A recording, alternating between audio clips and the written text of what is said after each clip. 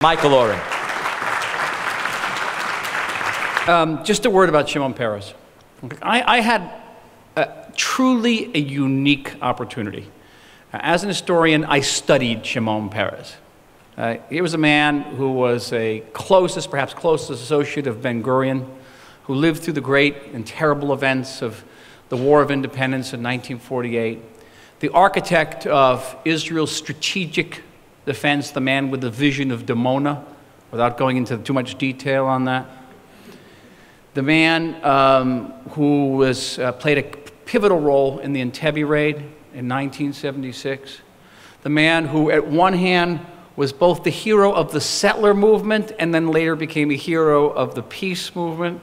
And this was Israel's story, all wrapped up in one individual who showed up basically without parents in Ben Shimon in the early 1940s, and became sort of the iconic Israeli figure. And I used to mention to Israelis that, hey, you've noticed, when they used to make fun of my accent in Hebrew, I used to say, do you notice that Shimon Peres has an accent? No one even noticed that he had a thick Polish accent. You ever notice that? And then was ambassador, I got to actually work with Shimon Peres and to spend almost countless hours with him.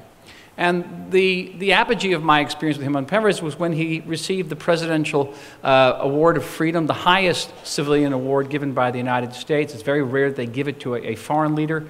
And they gave it to Shimon Peres. President Obama gave it to him. And very often when Shimon Peres came to the United States, he would turn to me to help write his speeches. And the man who had a keen sense of Israel's past became a man of the future. And he would always talk about the future and his vision of peace and his vision of a new Middle East. But there's one thing that stuck in him all the time. Shimon Peres insisted on talking about what he called brain science. Brain science. I try to tell him it's neurology. No, brain science. And he's doing this speech for his reception at the White House of this honor, and all of a sudden he starts writing about brain science. And I said to him, I always called him Kavod HaNasi, I never called him Shimon. Kavod HaNasi, Kvodo, maybe you don't want to talk about brain science. And I said, he says, you understand, you have to understand this, that the human brain is an extraordinary organ. He says this to me, I'm quoting. And he says, it's an organ that is capable of understanding everything around it, but is incapable of understanding itself. What a line. And I managed to excise it from the speech.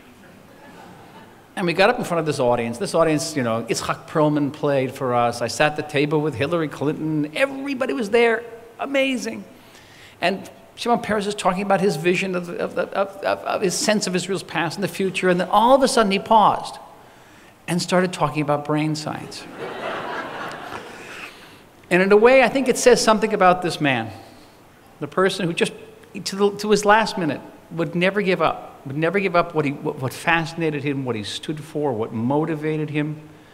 He, in many ways, whether you agree with him politically or not, he was the epitome, the embodiment of the creativity, the courage, and the vision of the state of Israel. And may his memory be best forever. Forever. Amen.